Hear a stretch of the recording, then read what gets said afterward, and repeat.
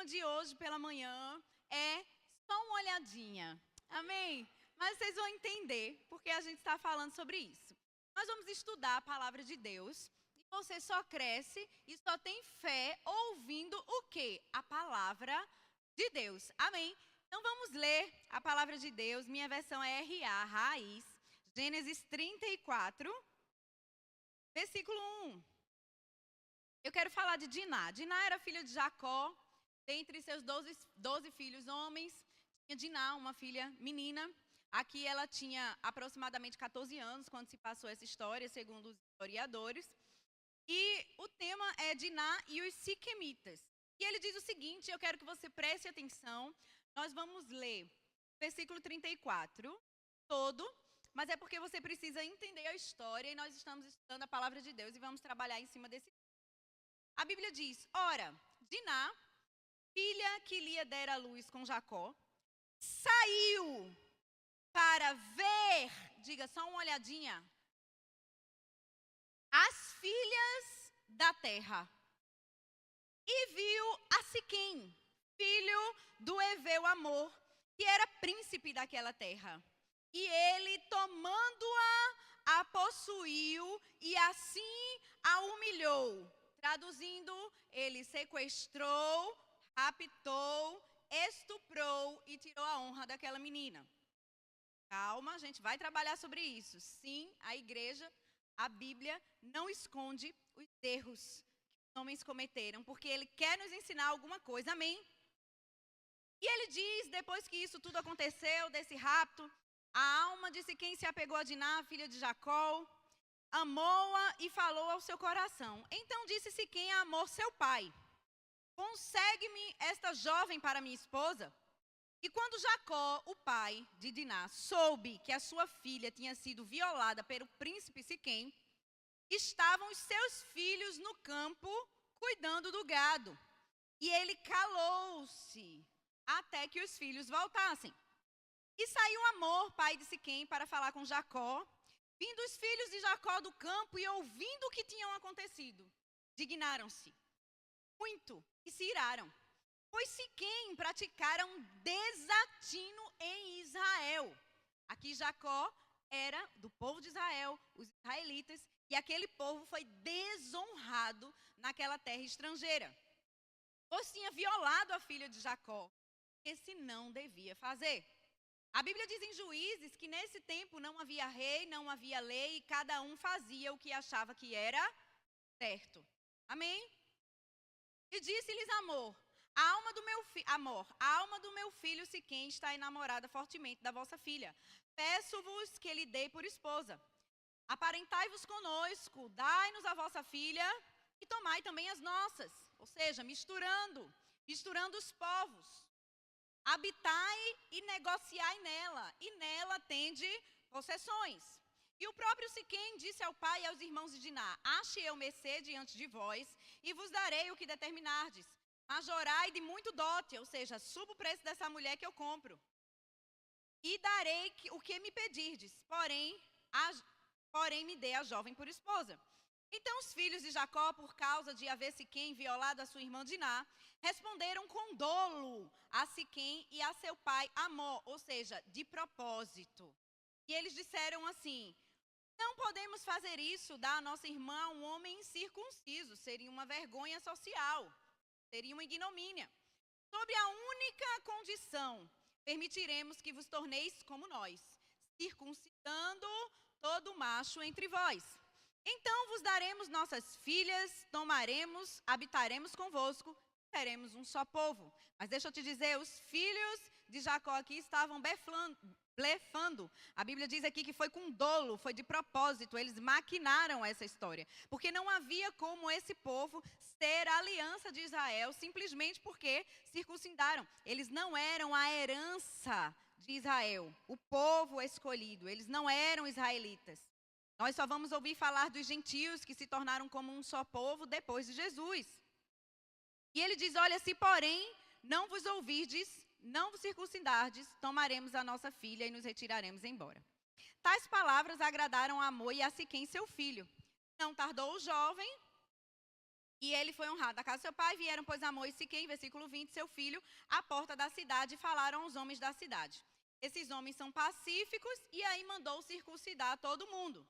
No versículo 25 diz assim: ao terceiro dia, quando os homens sentiram a dor mais forte dessa cirurgia, os dois filhos de Jacó, Simeão e Levi, irmãos de Diná, tomaram cada um a sua espada, entraram inesperadamente na cidade e mataram todos os homens. Passaram também ali o fio da espada a Amor e ao seu filho, o príncipe Siquém. E tomaram a Diná da casa de Siquém de volta e saíram. Sobrevieram os filhos de Jacó aos mortos, saquearam a cidade, porque a sua irmã tinha sido violada. Levaram deles os rebanhos, os bois, os jumentos e o que havia na cidade e no campo. Todos os seus bens e todos os seus meninos, mulheres, levaram cativos e pilharam tudo o que havia nas casas. Então disse Jacó, o pai, aos irmãos Simeão e Levi: vós me afligistes e me fizeste odioso entre os moradores dessa terra, entre os cananeus e os fariseus, sendo nós pouca gente, reunir-se-ão contra mim, e eu serei destruído, eu e minha casa. Responderam: abusaria ele da nossa irmã, como se fosse uma prostituta? Nós não faríamos nada? Houve uma discordância, e nós vamos trabalhar sobre isso. A primeira coisa que eu quero que você entenda é que Diná estava com sua família numa terra estrangeira. E ela teve a curiosidade. Ela saiu para ver as filhas da terra. E uma coisa que eu quero deixar bem clara para você nessa manhã é que quando você sai para dar uma olhadinha no pecado, o pecado vem dar uma olhadinha em você. Quando você está no meio de um povo santo, no meio da congregação, se blindando da palavra de Deus, o diabo ele não tem autoridade sobre a sua vida, porque ele não vai achar brecha. Mas quando você dá uma brechinha e diz assim: eu quero dar só uma olhadinha nesse pecadinho, o pecadinho também dá uma olhadinha em você. E aquela brecha que antes estava fechada vem como um leão para poder te tragar. Mateus 26:41 diz assim: ora, vigiai e orai, para que não entreis em tentação. O espírito, na verdade, está pronto, mas a carne é fraca. Eu quero dizer a vocês, passando mesmo esse período carnavalesco, uma olhadinha, você sabendo que a carne é fraca, se não tiver com o espírito forte, debaixo de vigilância, debaixo de oração, você vai cair. Não ache você que está forte o suficiente para não cair numa tentação. Lembrando que Deus a ninguém tenta, mas cada um é tentado conforme a sua própria concupiscência, conforme o seu próprio desejo da carne, conforme a sua própria ambição, seja ela imoral, sexual, material. O diabo sabia o que você fazia antes de conhecer Jesus. E ele vai querer te tentar justamente onde sabe que era a sua concupiscência.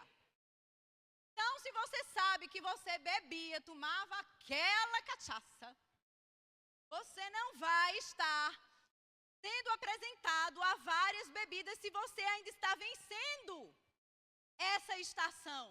Porque o Espírito Santo em tudo lhe auxilia e você vai ser totalmente liberto.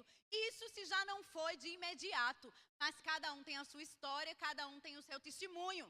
Eu quero dizer é que se você não sabe que vai sair vivo da cova dos leões, você não entre lá.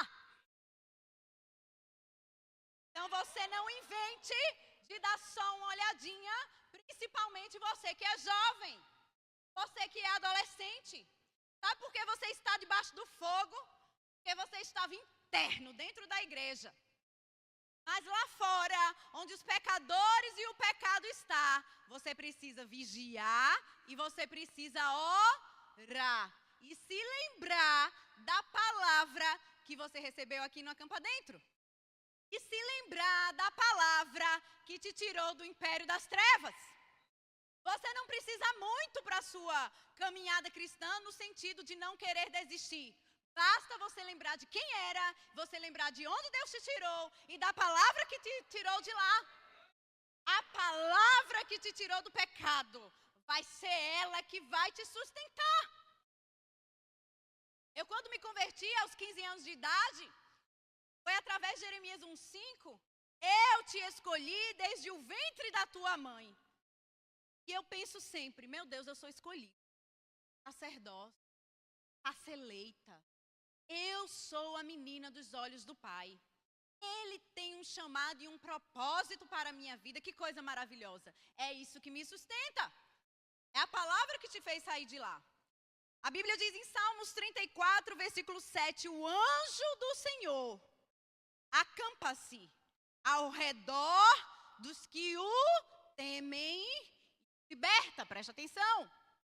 Ah, mas eu posso ir onde eu quiser, porque os anjos do Senhor estão ao meu redor e me libertam. Os anjos só estão ao redor.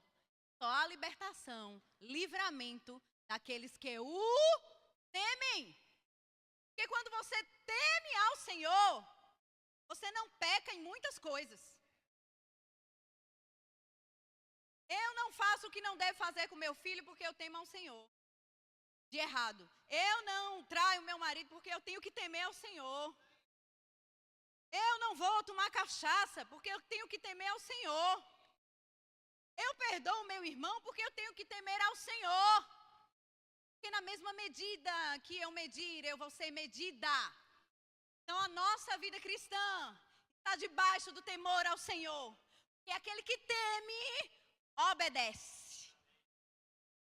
E eu gosto quando o pastor Edilson de Lira diz que obediência tardia é desobediência. Obediência tardia também é desobediência. Enquanto Deus está nos dizendo, olha, os anjos estão acampados ao teu redor, eu estou te livrando de todo mal, você precisa me temer. A Bíblia diz em 1 Pedro 5,8, estejam alertas e vigiem, porque o diabo, o inimigo de vocês, anda ao redor como um leão, fugindo e procurando a quem possa devorar. Procurando, como um leão, espreitando aquele que está fora do bando, aquele que está fraco do bando. E aí você pensa, eu estou tão triste, a minha alma está tão abatida, eu não vou hoje para a igreja, porque eu briguei com fulano, porque eu briguei com cicrano, porque aconteceu, está errado. Se você está triste e você se afasta do bando, o leão que está ao derredor vai lhe tragar com mais facilidade.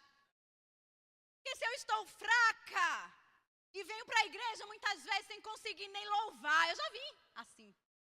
Eu não consegui abrir minha boca para louvar de tanta dor. Mas quando por temor, eu ofereci meu riso, meu louvor, meu canto, sacrifício vivo em meio à dor, aquilo se pôs no reino espiritual. Aleluia, aleluia. Irmãos, Deus está levantando um grande exército de pessoas que não desistem facilmente. E você não pode brincar de ser crente, se misturando como no texto o pai disse quem queria fazer. Mistura aqui. A gente circuncida o resto do povo, mistura meus filhos com a minha filha, o ímpio com os israelitas, vem cá, vem se misturar, tá tudo certo. Estávamos no período carnavalesco lá na nossa casa,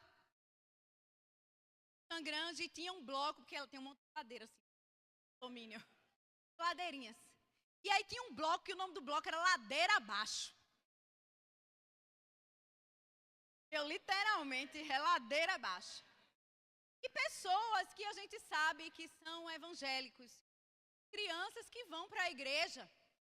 De repente, se olhou ladeira abaixo, a gente viu as crianças que estavam na igreja indo de ladeira abaixo. Uma roupinha se arrastando os filhos para baixo. Você traz o seu filho para a igreja, o departamento infantil prepara uma aula poderosa, falando que carnaval é festa carne, e que você é espírito, e que o carnaval era um monte de mijo na cara do povo, na Idade Média era um monte de fezes na cara do povo, era orgia, todo mundo se agarrando, fazendo o que queria. O negócio era tão estrambólico que na época a igreja disse assim: peraí, vai passar o ano todinho assim, vamos pelo menos liberar um tempo para eles fazerem toda orgia que eles querem. E aí depois não tem problema não, a gente faz a quaresma, que é para todo mundo dizer que é santo e comemorar a ressurreição de Jesus. Isto é o carnaval. Aí a gente chega com crianças no departamento infantil, as tias preparando uma aula, e a criança diz: eu fui pro carnaval da minha escola, minha fantasia foi essa, minha fantasia foi aquela, minha fantasia foi aquela. Não, crente! Meus filhos não vão para carnaval da escola. E você não tem que dizer: não, você não vai. Não, não, olha, meu filho, você não vai, sente aqui, deixa eu lhe explicar. Carnaval é a festa da carne, a origem foi essa. Você é um espírito, nascido de Deus, você já confessou Jesus, você não é desse mundo, mas nós estamos lá para ganhar o mundo, porque nós estamos para ser influenciados, não estamos para influenciar. E quando nós fomos conversar com essa menina, ela disse: nós estamos para influenciar e não para sermos influenciados. E quando meu marido foi conversar com essa menina, disse: rapaz, tu estava no ladeira abaixo, uma menina pequenininha. E ela disse assim: ah, tio, nós somos crentes do bem. Entenda, ela é uma criança. Ela não tem a consciência. O que é que ela quis pensar? Eu sou crente do bem, porque eu sou crente, mas estou aqui, mas não estou bebendo, não estou fazendo nada. Sou crente do bem, não vou fazer nada com ninguém. Entenda, a criança não tem culpa. Mas se você educa o seu filho, tem problema não, menino, é criança. Aí a criança com 9 anos, com 10 anos, com 11 anos, em festinha da escola, de carnaval, porque é criança. Aí quando tiver 12, 13, 14 anos, que a gente chamar para uma campa dentro, aí ele vai dizer: ah, mas eu sou crente do bem. Eu vou lá para o meio, onde tem orgia, onde tem gravidez, onde tem homicídio, onde tem briga. Mas eu sou crente do bem. E ele vai escolher o lugar errado, porque você ensinou desde criança. Irmãos, o negócio é sério. Gigi fala ali inglês.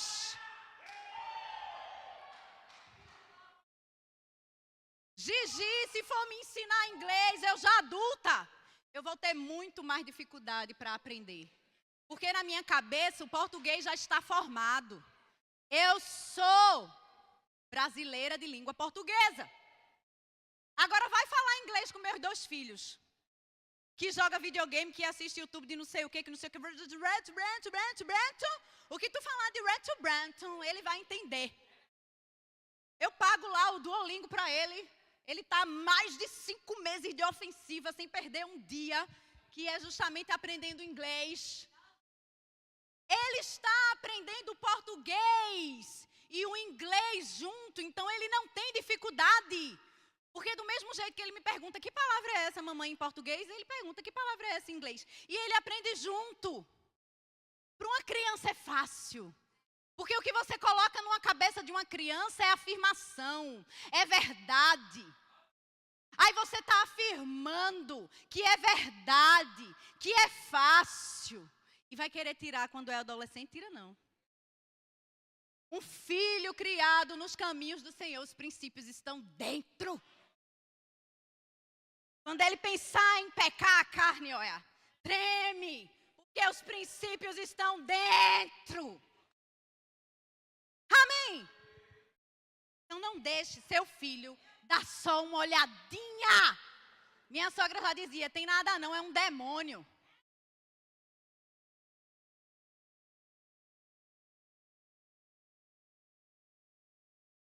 Você não vai encontrar nada certo no lugar errado. Muito menos a pessoa certa. A Bíblia diz em 1 João 2, versículo 15 ao 17. Não amem o mundo, nem o que há nele. Porque se alguém amar o mundo, o amor do Pai não está nele. Pois tudo que há no mundo, a cobiça da carne, a cobiça dos olhos, só uma olhadinha, a ostentação dos bens, não provém do Pai, mas do mundo. O mundo e a sua cobiça passam. Mas aquele que faz a vontade de Deus permanece para sempre. Aleluia! Gênesis 3, versículo 6. Diz assim: viu a mulher. Diga só uma olhadinha. O que é que você está deixando seus olhos verem? O que é que seus olhos estão vendo? A Bíblia diz que se seus olhos forem bons, todo o seu corpo será bom. Todo o seu corpo será santo. Mas se seus olhos forem maus, a corrupção vem para todo ele. E a Bíblia diz, e viu a mulher que aquela árvore era boa de se comer, e agradável aos olhos. Você acha que pecado vai ser desagradável aos olhos? E é por isso que você precisa estar embasado em princípios da palavra de Deus. Porque os princípios vão fazer você discernir, mesmo quando você vê que uma coisa é agradável aos olhos, que até lhe é permitido, mas não lhe convém. A árvore era desejável para dar entendimento. E ela tomou o fruto e comeu, e deu também ao seu marido. E ele comeu com ela. Então foram abertos os olhos de ambos, e conheceram que estavam nus, e coseram folhas de figueira, e fizeram para si aventais. Eu não sei se você percebe, mas quando uma pessoa se afasta da igreja, a gente percebe logo pelos olhos.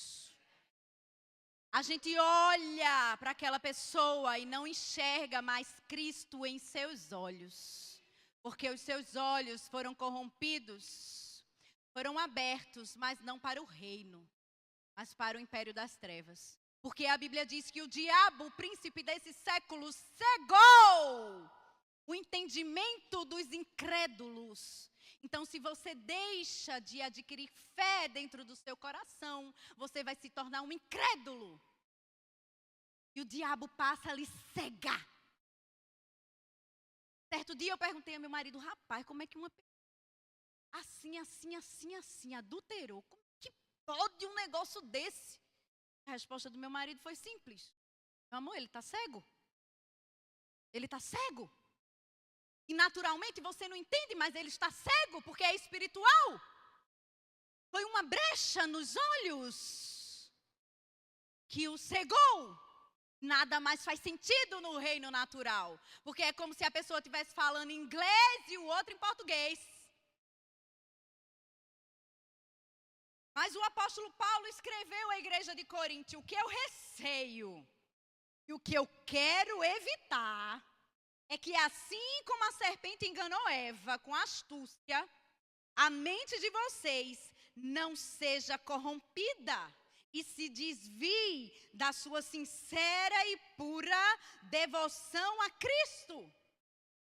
Não se deixe corromper através dos seus olhos.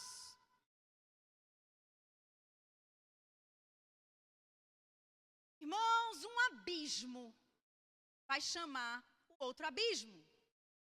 Nós vimos aqui que Diná foi dar só uma olhadinha, ao invés de ficar dentro de casa, quis se envolver, quis olhar o pecado olhou, tragou.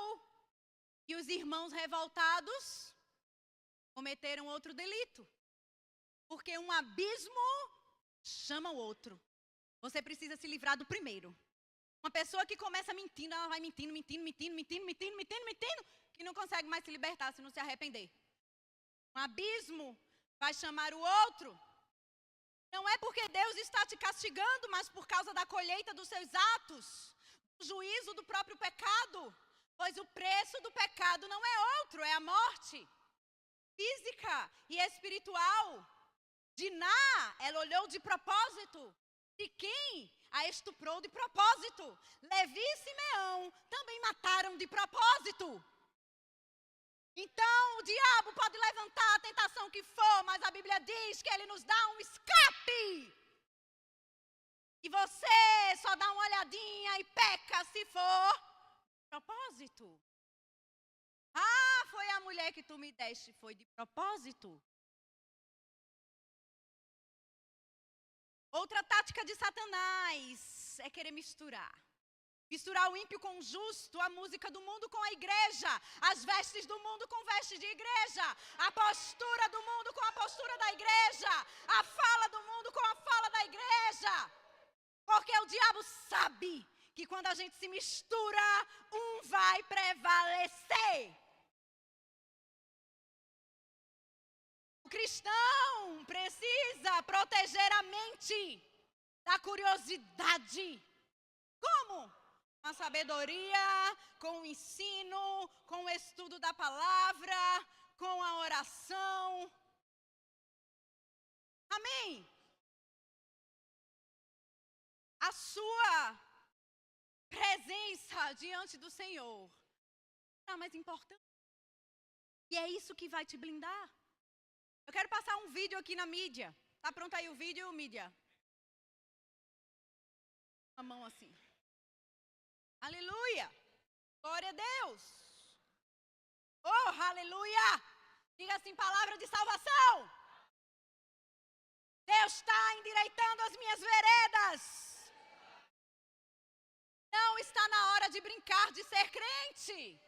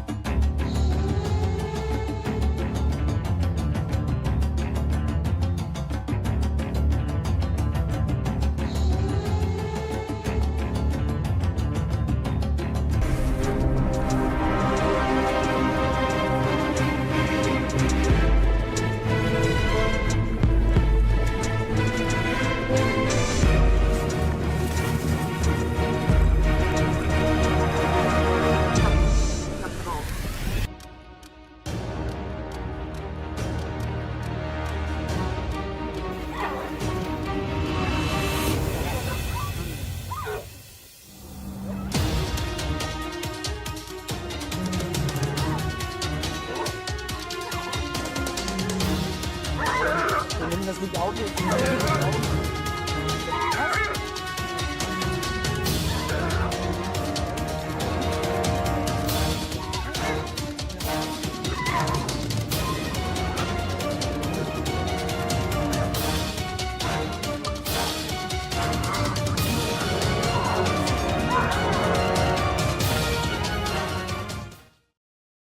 Pega.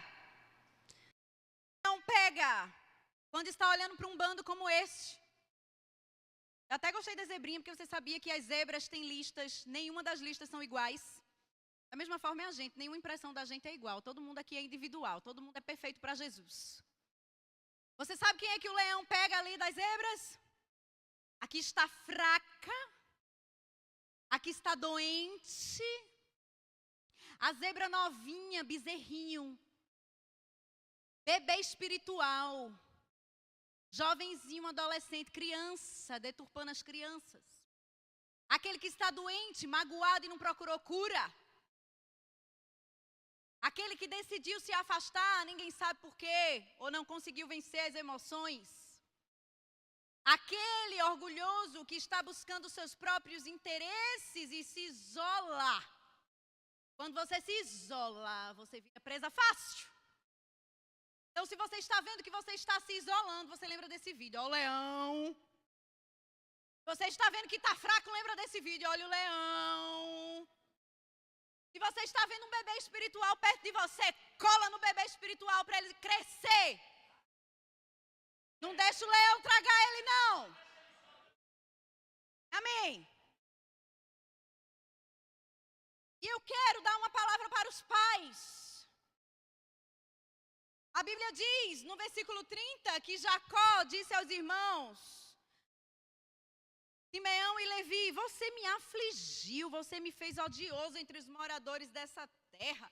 Os cananeus e fariseus agora vão vir atrás de mim, sendo nós pouca gente, reunir Sião. Eu vou perder o comércio. Ele estava preocupado aqui com os negócios, com a sua própria vida. Enquanto os irmãos, os filhos, emocionalmente abalados. Abusaria ele de uma nossa irmã e ficaria assim como uma prostituta? Enquanto você está pensando nos seus próprios interesses, no comércio, no trabalho, de manhã, de tarde, de noite, as minhas emoções estão sofrendo. Irmãos, paternidade e maternidade não é brincadeira. É sacrifício, é renúncia. O próprio Deus sacrificou seu único filho. O próprio Jesus renunciou seu direito ao trono para estar entre nós. Paternidade e maternidade é sacrifício e é renúncia. Eu estava na piscina com meus filhos, na parte de criança a piscina era bem quente, na parte de adulto estava fria. E ele, mãe, pula pra cá, pula pra cá, pula pra cá. Eu disse, vou nada, a piscina tá fria. Pula pra cá, mãe, não vou. Daqui a pouco ele olhou pra mim e fez, mãe, faz esse sacrifício por mim. Aí eu dei um capoeira, giraia, pulei na outra piscina. Porque maternidade é sacrifício. Quando eu fico aqui até tarde na igreja com os meus filhos, chego em casa, eu fico 10 minutos com eles na cama antes de dormir. Quando nós passamos uma conferência, pastor sabe aqui quem foi para a conferência do ministro ano passado comigo viu. Aquela pegada de conferência de manhã, tarde, de noite, culto, nananana. Teve uma folga na tarde, eu queria era dormir, irmãos. Eu tive que pegar os meninos e levar para a praça. Porque maternidade e paternidade não é brincadeira. Ontem meu mais novo perguntou, a senhora gosta de ser mãe? Como é ser mãe? Eu disse, ser mãe é sacrifício. É muito amor despendido, mas é sacrifício. Você que é mulher, você tem capacidades diferentes para estar na casa, cuidando do marido e dos filhos. Se você pode ficar em casa, fique. Não vá para o mercado de trabalho. E eu digo isso, mas com toda propriedade. E eu trabalho fora, viu? Trabalho fora. Eu não estou falando aqui sem conhecer, não. Estou dizendo, se você pode ficar em casa, você fique. Eu passei agora um tempo de licença. A casa vivia arrumada, meu marido vivia cuidado. Meus filhos viviam tudo sem cheiro de ferrugem. Estava tudo certo e tudo cuidado. E eu digo, Senhor, me ajuda, vou voltar a trabalhar, tem misericórdia de mim. Aí ele disse assim, quando eu cheguei em trabalho, minha chefe estava com uma agenda para me dar. Olha se não foi o Espírito Santo.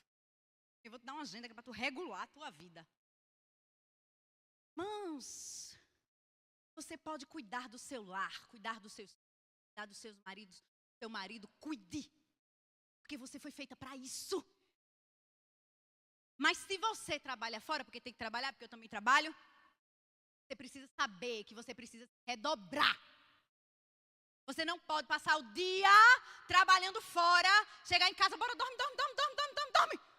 Não quer nem saber como foi o dia do menino. Não quer nem saber se ele está bem. Depois o menino está espancando até muriçoca no meio da rua e você não sabe por quê. Você, que Paulo mesmo dizia, você que é solteiro, olha, preste atenção para casar. Principalmente porque é mulher. Porque a mulher que é solteira se dedica às coisas do Senhor. Mas aquela que casa está dividida entre as coisas do Senhor e entre o seu lar. Deus sabe que você está dividida. Toque de domingo a domingo dentro da igreja e deixe sua pia cheia de prato.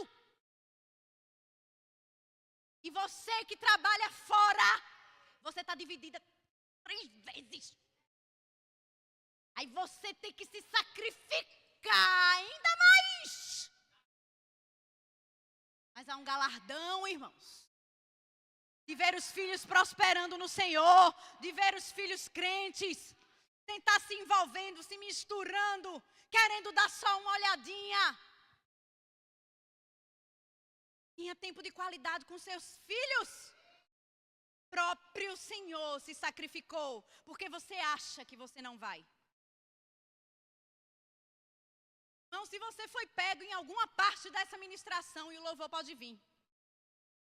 Eu quero que... Não precisa levantar a mão não, viu? Eu não estou aqui para constranger e para condenar ninguém não. Porque quem condena é o cão. Eu estou aqui para lhe instruir na verdade da palavra de Deus. Dê um glória!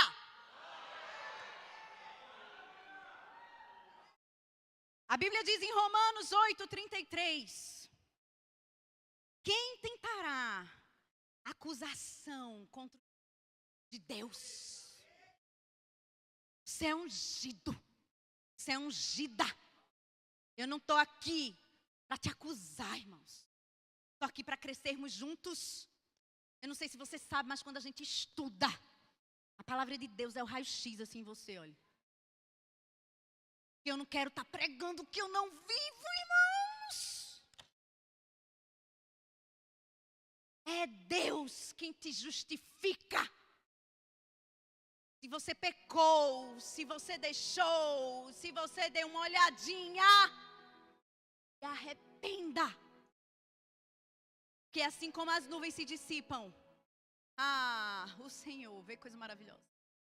É assim os pecados de Deus, os seus pecados para Deus. Assim como as nuvens no céu se dissipam.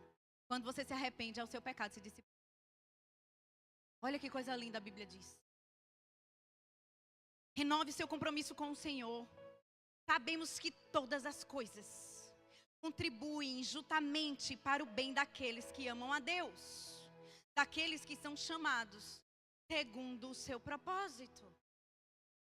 Nosso erro serve para nos dar uma lição de superação, para libertar os outros, para ensinar os outros, para nosso crescimento.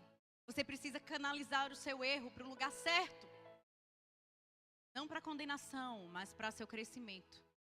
Não para se afundar no poço, mas para ajudar outras pessoas a saírem dele. Prossiga a sua carreira, sua vida já é destinada ao sucesso.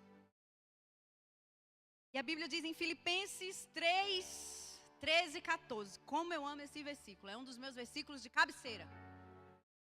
Irmãos, não penso eu que já tenha alcançado.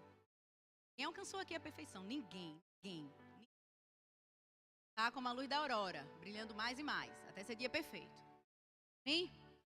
Mas eu esqueço das coisas que ficaram para trás.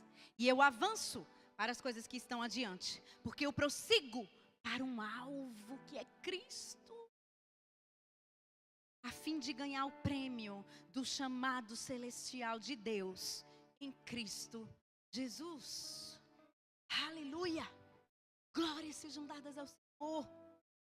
Senhor, muito obrigada por essa tua palavra que nos edifica, que é mais cortante do que faca de 2 gumes, poderosa o suficiente para separar a alma do espírito, juntas de medula. Oh Deus, como a tua palavra é poderosa. Muito obrigada porque o Senhor nos deu um manual de vida. Oh, muito obrigada pelo teu amor. Muito obrigada porque o Senhor não nos condena, mas o teu desejo é que todos nós cheguemos ao pleno conhecimento do teu caráter, da tua palavra, do teu amor.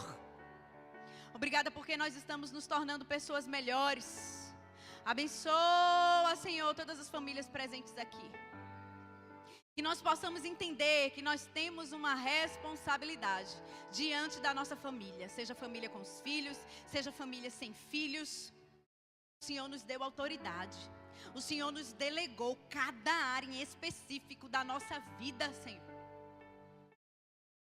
Obrigada, porque os nossos olhos do entendimento foram abertos através da fé. Através da fé em Ti.